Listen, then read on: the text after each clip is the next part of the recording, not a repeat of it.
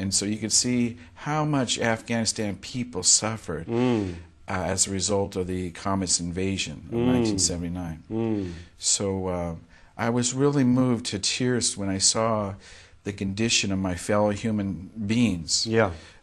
And yet, especially among the young people, there was such a bright light. And I was really humbled by how you could see they had hope for the future. Even though they grew up in such terrible circumstances, they were so happy and grateful for their lives. Wow. Many of the older people were, of course, depressed and because they had experienced better days. But I was really inspired by the young people. But I was still moved by the poverty and the suffering. And I saw this beautiful, nicely painted white little mosque there in one of the refugee camps. And I felt compelled to go in and try and pray because, you know, I'm just one human being like everybody else. Right. And so what can you do to solve this kind of suffering, right? Just, you know, and quite honestly, as a bus driver and a light rail train operator, you don't make a lot of money, survival money. Yeah. It's a paycheck to paycheck, you know. Sure. A job just above broke. So I didn't have outstanding resources to help. So I had a good prayer, and I really felt a warm spirit, and I felt God was moved. But I was asking, what can I do? How can I help God? You know, I come from a different background from these folks, and yet they're human beings too. They're still your children. Right. And so I had a good prayer. When I came out, I was so shocked. There were about 50 Afghani men lined up outside the mosque waiting for me to finish my prayer. You're kidding. I hadn't seen anybody when I went in. Oh my gosh. And there was no windows in the mosque. Wow. Though there was some light from above so you can see inside. So what was that like? Well, I thought, well, so this is the Taliban. And I couldn't hide the fact that I looked pretty much like an American. Right.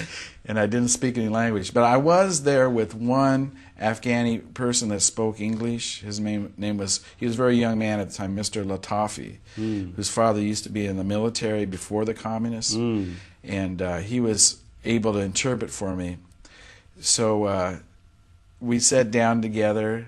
They got tea, and we talked. And they asked me, what was I doing in the refugee camp? You sat down together with all 50 of them? Yes. Wow.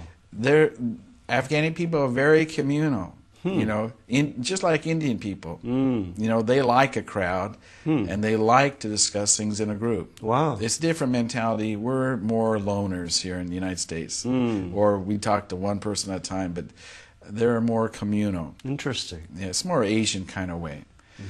And so we had a discussion, and they said, what was I doing here in the refugee camp? And I said, well, I wasn't sure if they were friendly or not yet. If you're going to die, you might as well go out with a blast.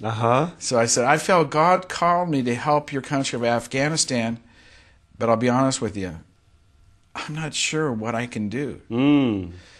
And they talked it over among themselves, and they were sure what I can do. They said, if you want to help Afghanistan, you need to educate our children. Wow.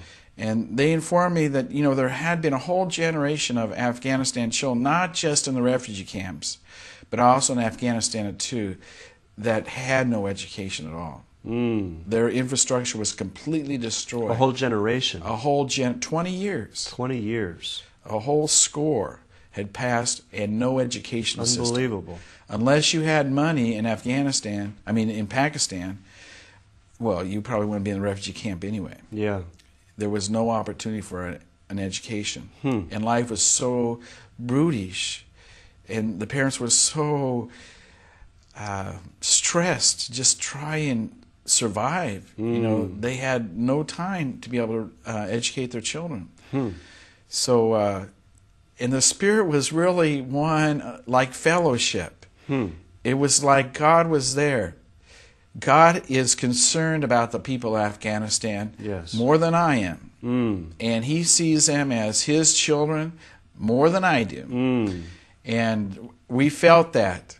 It was really like we were family. Wow. Even though they spoke a different language and wore unusual clothes for me, and I looked strange to them. Yes. Is we really had a very beautiful spirit. They even said, if you want to come right now, we'll set you up right here in our little refugee camp, and we'll make space for you so you can start teaching the children today. Wow. So their willingness, and they knew I wasn't a Muslim. Right. Okay, but they were willing. They were so desperate their children get an education. Yeah. So this is really, I think, a very critical thing that can help the people of Afghanistan if we individually, not necessarily relying on the U.S. government, but make an effort to reach out to help raise up Afghanistan so they can stand as a free and dignified nation. I understand. Yeah, I understand that the illiteracy rate is very high in Afghanistan. Yeah, as much. I'm not sure right today because there are a lot of attempts to create schools, but I know millions of young people still have no opportunity across Afghanistan. So that's one way that America can contribute. Yeah. To but back there in '97, about 90% of Afghanistan was illiterate. So there's a lot to do as far as basic education, and this is one aspect why they've been able to listen to so many strange ideas that have nothing to do with the Muslim faith from the extremists like Osama bin Laden, who has his own agenda, the terrorist kind of agenda. I want to talk about perceptions that Americans have about Afghanistan.